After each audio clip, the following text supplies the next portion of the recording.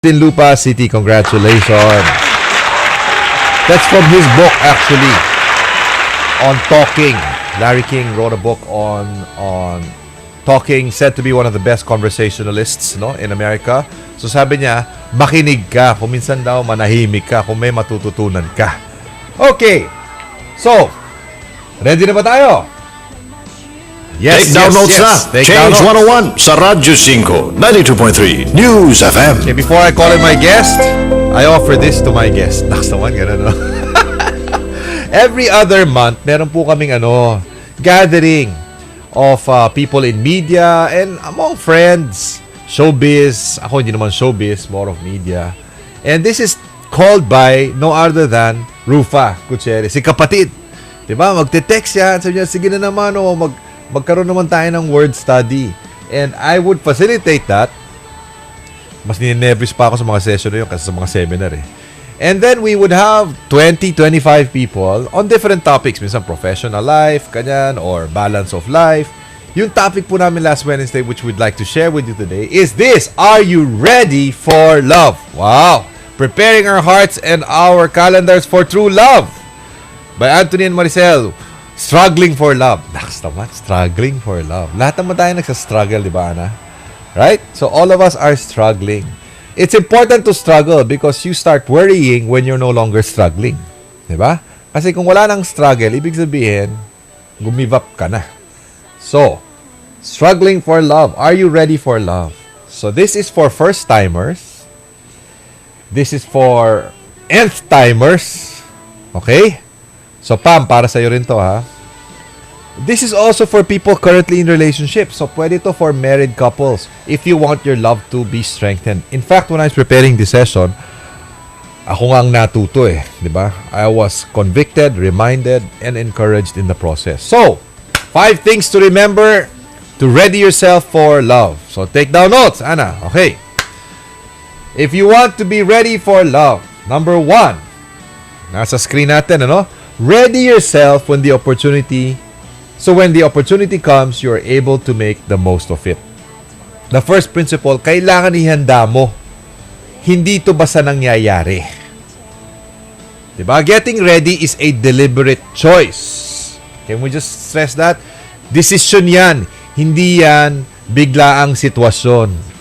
It is a deliberate decision. It is not a sudden situation. It's like getting ready for love is like getting ready for a date. Diba? You get ready for a date. But first, ask yourself, ano ba ang iyong ideal date? You don't just take any date, right? You choose a date.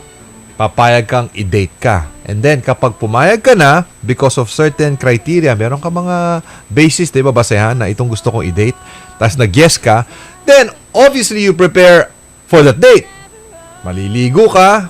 Paano ba, Bong? How do you prepare for a date? Ha? Bibili ka ba ng ng bagong outfit? Yung iba, ganun, Or you'll make the reservations. Maghugas ka na sa sasakyan, di ba? Hindi lang sa labas, yung loob. Tapong lahat ng mga kalat, yung mga ilang linggong take home na nandun pa rin. So, 2 things. Number 1, ano ba ang criteria mo for an ideal date? And then, how do you prepare for one? Ganon din yung ready for love. What is your criteria for an ideal relationship? Kailangan gawin mo yon. Isulat mo. Diba? Tapos, you prepare for it. Hindi yung tatalong ka na lang. Let me clarify one thing here. No one ever falls in love. Kasi bigla na lang nangyari. Kasi, suddenly I was in it. It was so fast. Ganon. No one falls in love. It is a process of decisions. You don't fall. You don't fall into a relationship. You fall from a ship. May mga nababato sa vapor, di ba? Pero hindi relationship. What are those small decisions? Think about it. You only fall in love when, number 1, you decided to see the person. And then you decided to talk to the person again. Di ba? Tama ba? Tapos, nagkita na naman kayo. Or hindi nga kayo nagkita, pero inisip mo siya, tapos napanaginipan mo pa, di ba? Eventually, nakukonsume ka na. And then you say, finally, I fell in love. You did not fall in love. You decided on small things, tapos eventually na-consume ka na. There is this saying that first you make the choice. After a while, the choice makes you. First, you are in control of your choices. After a while, the choices control you. So, iklaro lang natin yon. You don't fall in love. You make a series of choices. So, you have to be careful of those small choices because eventually they will control you. Okay? Klaro ba yon? So, what are you looking for? You have to clarify that. Anong gusto mo? Isulat mo na. Okay. Magandang dating, di ba? O may trabaho. Ganon. Available siya when it comes to hours, no, in a day. Or type niya ang mga bata. Di ba? Kanya-kanya tayong criteria eh. Tapos, hanapin mo yon. Bago ka magdesisyon na magkita kayo muli, ganon, kailangan according to your criteria. And by the way, when you have a criteria for Mr. Right, please be reminded that Mr. Right is looking for Miss Right too. Diba? Ihanda mo rin ang sarili mo. Ano ba ang criteria niya?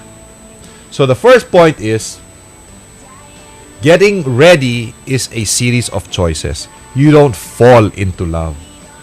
Going for it without due consideration is like setting sail with no preparation. Right? So, tip, don't fall in love when you're lonely.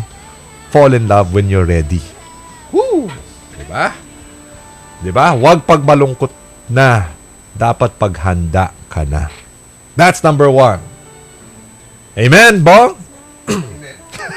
Number 2, unload the baggage of the past. Nako, makikinig ka. Diba? So, if you want to be ready for love, you have to unload. Unload! Bakit? Kasi ang bigat. Diba? The baggage is heavy. Nasa Biblia yun eh. Diba? Each day has enough troubles on its own. So, each marriage or partnership has enough trouble of its own. So, kung ibabalik mo pa yung mga trouble nung kahapon sa ngayon, di mas mabigat yun. Ang iba pa nga, worrying about the trouble tomorrow, di ba? They worry about tomorrow. They bring back the past. So, they never enjoy the present. You have to unload the baggage of the past.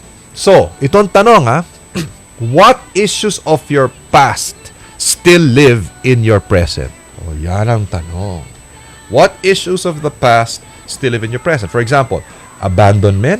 Baka nangyari sa'yo dati yon. Hanggat ngayon, dala mo pa rin. Is it betrayal? Ninakawan ka ng, ng partner mo, so hanggat ngayon, nandyan pa rin? Is it abuse? Nandyan pa rin. Second question, ano ang kanyang manifestation? Paano siya lumalabas? Yun ang tanong, di ba? So, let's say abandonment. So, ngayon, parati kang suspicious. Or, hindi mo siya pinagkakatiwalaan. Kung ano sabihin niya, hindi. Tulad ka lang ng iba, tulad ng dati. Yan ang mga manifestations. Doon lumalabas. So, you don't experience the full benefits of the love. Or betrayal, ninakawang ka. So, anong manifestation ngayon? Lahat kinakandado mo. Pati yung partner mo hindi makapasok sa bahay. Diba? Dahil masyado kang stricto. Insecurity. Why? Because of an issue in the past. Or because of hurt, unforgiveness. Hindi po nanggaling sa akin to yung statement na when you continually unforgive, it is like you drinking poison every day, expecting your partner to die. O, yun. Diba? You are the one drinking the poison, pero ang inaasahan mo yung partner mo mamamatay. It will not work. Ikaw ang maapektuhan. And this is not easy, no? Hindi ito basta, yan, load mo na lang. No, you need a coach. Diba? You need a coach. You need counseling. There is no way Maricel and I would still be married today after 20 years without counseling. And sometimes you need therapy. Iba-iba ba yun? Iba yun eh. Minsan mas malalim yung therapy. Coaching is more like, you're good but you want to become better.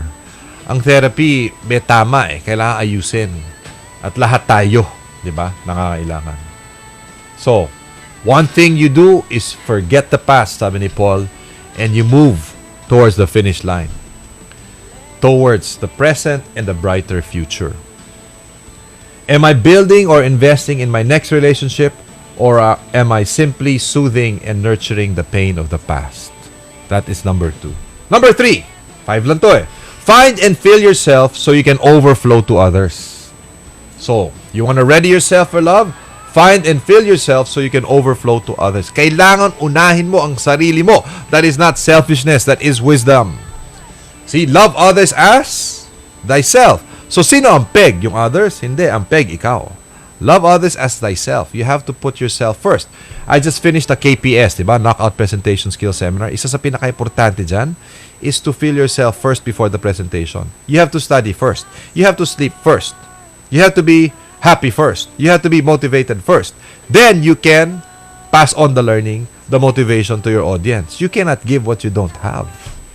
That is one of the most important principles in knockout presentation skills. Kailangan may dating ka, may lakas ka, may motivasyon ka, right? If you're going to knock out, if Pacquiao will knock out, kailangan rested siya, exercised siya, excited siya, convinced siya, di ba?